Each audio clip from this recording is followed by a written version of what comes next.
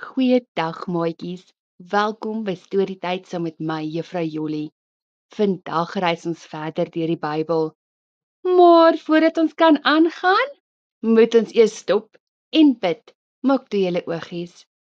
Papa God, dankie vir nog 'n storytyd. Dankie dat ons verder deur die Bybel kan reis. Dankie dat ons meer van U kan leer. Papa, seën elke maatjie wat hier kyk, laat hulle sal weet hulle is baie spesiaal en U het hulle geskep vir 'n doel in U koninkryk. In Jesus naam. Amen. Vandag se storytyd gaan oor koning Salomo. Salomo was 'n man in die Bybel wat vreeslik lief was vir God. Eendag toe hy diep slaap, praat God met hom. Salomo, vra vir my wat jou hartsbegeerte is, het God gesê. Koning Salomo antwoord toe, God, maak my asseblief baie slim. Gee my wysheid. God het baie van Salomo se antwoord gehou en daarom het hy vir hom geseën met rykdom ook, nie net met wysheid nie. Koning Salomo was een van die slimste mense wat ooit geleef het. Hy het oor die 3000 spreuke, dit is nou slim sê goed, geskryf en ook duisende liedjies.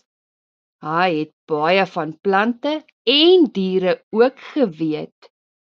Die nuus het versprei dat koning Salomo so slim was. Dit het hom sommer beroemd gemaak. Mense oor die hele wêreld wou vreeslik graag met hom praat. Die koningin van Skeba het van ver af gereis om hom 'n paar vrae te kom vra. Koning Salomo was so slim dat hy al haar vrae kon beantwoord. Sy sê toe vir hom, jy is baie slim, koning Salomo. Alle eer aan God. Koning Salomo was so dankbaar vir God wat so lief was vir hom, dat hy iets vir Papa God wou teruggee. Hy besluit om 'n tempel te bou. Toe die tempel klaar was dit baie mooi. Koning Salomo het 'n groot fees beplan. Al die mense van Israel het na die tempel gekom. Hulle was bly, hulle het 'n nuwe plek om God te aanbid. Hulle het gesê, God is goed, sy liefde is vir altyd. Ek dink die les van die storie is, dat as ons vir Papa God iets vra, moet ons altyd slim vra, soos Salomo gedoen het. Hy het vir wysheid gevra en baie meer gekry. So maatjies, voordat julle sommer net vra, dink 'n bietjie, wat is dit wat Papa God graag vir jou wil hê?